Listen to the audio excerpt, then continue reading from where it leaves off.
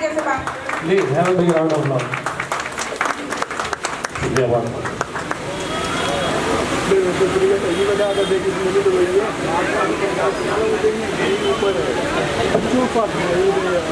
आप सभी को स्वतंत्रता दिवस आज़ादी की बहुत बहुत मुबारकबाद। देखिए, आज का दिन बहुत खुशी का दिन है और ये दिन जो है हमारे लिए ऐसे नहीं आया। अगर हमारा देश, हमारा मुल्क अगर आज़ाद हुआ है तो आज़ादी हमें ऐसे नहीं मिली है, इसमें कुर्बान कर दी गई है। हजारों लोगों का खून बहे हैं, बलिदान दिया गया है, कुर्बानी दी गई। जब आज इस मुकाम पे हम लोग पहुंचे हैं, आज हमारा देश आज़ाद है। और आज़ादी का मतलब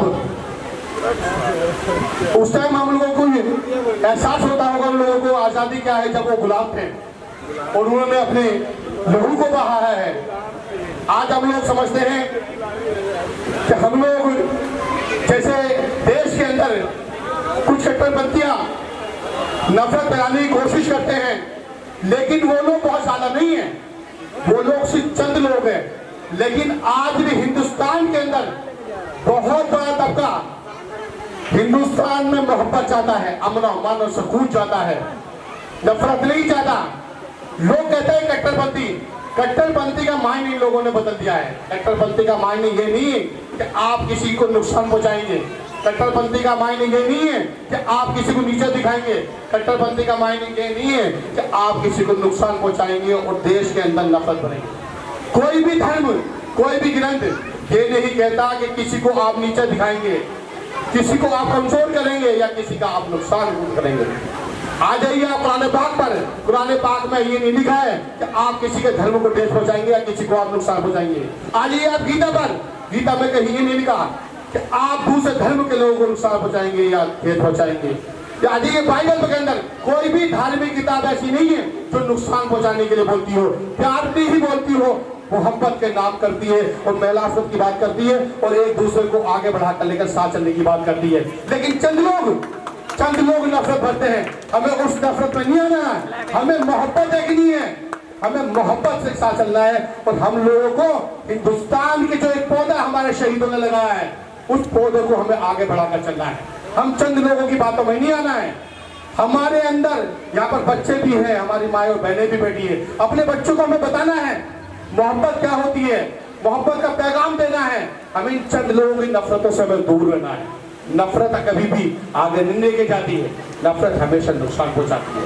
फायदा उसी में होता है जब मोहब्बत के साथ हम लोग काम करते हैं। कि देश की आजादी ऐसी नहीं मिली हम लोगों को। हंसते हंसते नौजवानों ने फांसी का फंदा छुआ है।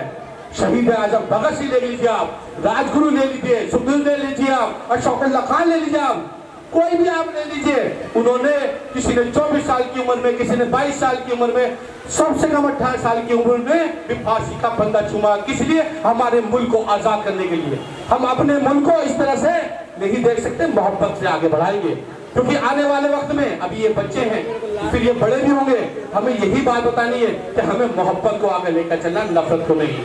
और हम लोगों की जिम्मेदारी बनती है, हम लोगों की सबकी जिम्मेदारी बनती है कि हम लोग सिर्फ और सिर्फ अपने बच्चों से कहें, अपने बच्चों को बताएं कि वो बच्चा हमारा अकेला नहीं है, वो हमारे घर की इज्जत है, वो समाज की इज्जत है, हिंदुस्तान मुल्क की इज्जत है। वो अगर कोई बच्चा बड़ा होकर कलाम बनता है तो मिसाइल बेल कराता है, कोई आईएएस बनता है तो हिंदुस्तान के अंदर संभालता है, और कोई आईपीएस बनता है तो लॉ एंड ऑर्डर करता है, मेंटेन करता है।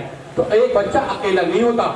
नफरत छोड़कर मोहब्बत का पैगाम देना है, अपने बच्चों को समझाना है, ये बताना है अपने बच्चों को कि हम लोग नफरत के लोग नहीं है, हम लोग मोहब्बत वाले लोग हैं। और चंद लोग जो हैं हमें उनकी तरफ नहीं देखना है।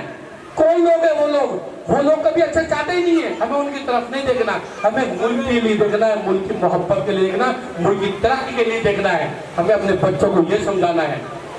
और जो नौजवान और जो बच्चे हैं उनसे भी मेरी बहुत ही इस मौके पर खुशी का मौका है। जाहिर सी बात है, आज हर जगह पर, कल भी हर जगह हिंदुस्तान के हर कोने में जश्न मनाया जाएगा।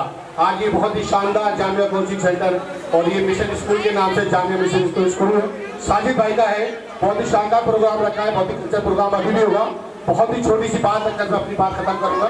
देखिए, हम लोग मोहब्बत का पैगाम, ये पहचान होनी चाहिए हम लोगों की पहचान नफरत की नहीं होनी चाहिए।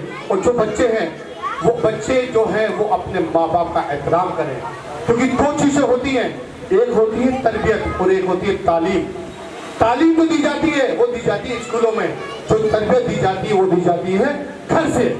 हमें अपने मम्मी पापा को बहुत ही प्यार के साथ, बहुत ही अदब के साथ, बहुत ही इज्जत के साथ रखना है, क्योंकि उन्हें ठेस पहुंचने का मतलब है कि जिंदगी में हम लोग कभी कामयाब नहीं हो सकते।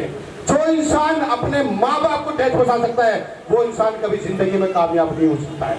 मोहब्बत का पैगाम देना है माँ बाप को, बच्चों को अपने माँ बाप का आदर करना है, अपने समाज का आदर करना है, अपने मुल्क की तरक्की के लिए काम करना है, यही हमारा पैगाम है। और इसी पैगाम के साथ हम लोग विदा लेते हैं। बहुत बहुत शुक्रिया। बहुत बहुत शुक्रिया सर, बहुत सही कहा सर ने कि एक मोहब्बत ही होती है जो हमें जोड़कर रखती है। सर की बात पर मैं एक शेर पेश करना चाहूँगा। गूंज रहा है दुनिया में भारत का नगारा, चमक रहा है आसमान में देश का सितारा, आज़ादी के दिन आओ मिलके करें, दुआ की बुलंदी पर लहराता रहे तिरंगा हमारा।